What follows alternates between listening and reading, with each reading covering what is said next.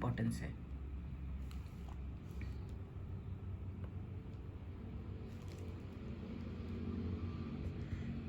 To manage is to forecast and plan, to organize, to command and to coordinate and to control. Manage का मतलब ये होता है किसी भी चीज़ को हम बहुत व्यवस्थित तरीके से करते हैं, उसको आगे से प्लान कर लेते हैं कि किस तरीके से हम उस काम को क्रियान्वित करना है, उसको ऑर्गेनाइज करते हैं। अगर कहीं कोई कमी हो रही होती है तो उसको हम कमांड करते हैं, उसके व्यवस्थित तरीके से कंट्रोल भी करते हैं। अगर कहीं कोई चीज़ की दिक्कत आ रही है तो उसको हम कंट्रोल भी करते हैं, और ऊपर से हम उसको फोरकास्ट भी करते हैं कि किस तरीके से उस काम में क्या क्या चीज़ों की ज़रूरत पड़ सकती है।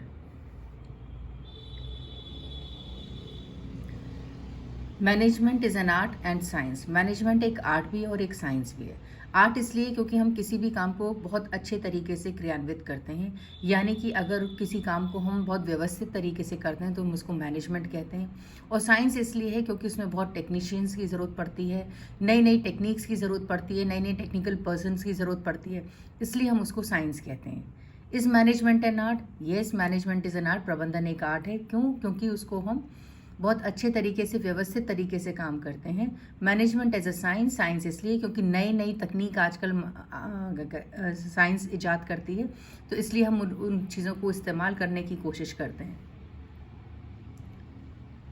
Importance of management, important task of organisational management. अब मैनेजमेंट की जो इम्पोर्टेंस है वो क्यों इम्पोर्टेंट है, क्या उसके उद्देश्य होते हैं, ये सब चीज़ें हम इसमें समझने की कोशिश करेंगे। सबसे पहली बात, satisfy specific purpose and mission of the organisation. कोई भी ऑर्गेनाइजेशन जब हम चलाते हैं तो हम बेसिकली उसका एक पर्पस होता है, इसलिए चलाते हैं, चाहे वो बिजनेस मोटो हो या कोई और उद्देश्य हो। इसलिए जब हम लोगों की को सेटिस्फाई करते हैं उस ऑर्गेनाइजेशन के तहत तो मैनेजमेंट इंपॉर्टेंट हो जाता है, और मैनेजमेंट के द्वारा ही हम अपने ऑर्गेनाइजेशन के मिशन को प्राप्त करते हैं। Make the work productive and the workforce effective and efficient for achievement of the result.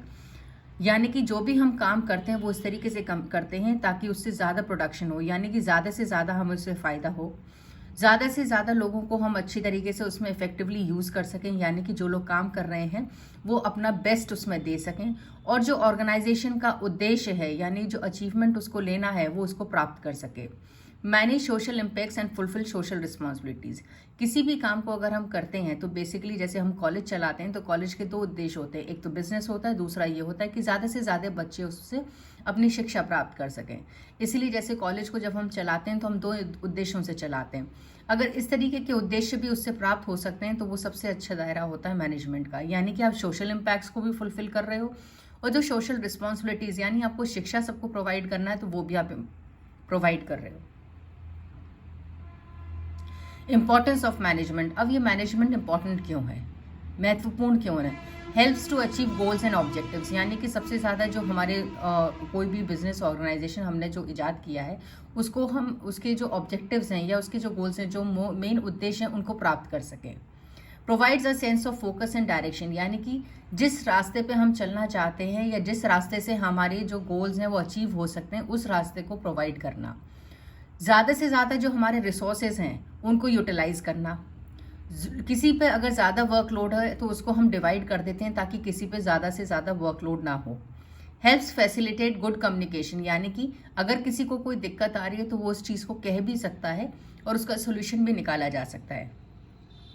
Helps to initiate action and keep the organisation moving, यानी कि हमेशा ऑर्गेनाइजेशन को आगे बढ़ाना ताकि उससे बेस्ट से बेस्ट हम अपना रिजल्ट प्राप्त कर सकें। लेवल्स ऑफ मैनेजमेंट, 3 तरीके के लेवल होते हैं मैनेजमेंट में। टॉप लेवल मैनेजमेंट, यानी सबसे बड़ा जो सीईओ होता है उसको हम टॉप लेवल मैनेजमेंट मान लेते हैं। मिडिल लेवल मैनेजमेंट जैसे एग्जीक्यूटिव्स वगैरह होते हैं उनको मिडिल लेवल मैनेजमेंट मान लेते हैं। और लोअर लेवल मैनेजमेंट जो होता है वो होता है वर्कर्स का या लेबर्स का जो उस ऑर्गेनाइजेशन में काम कर रहे हैं।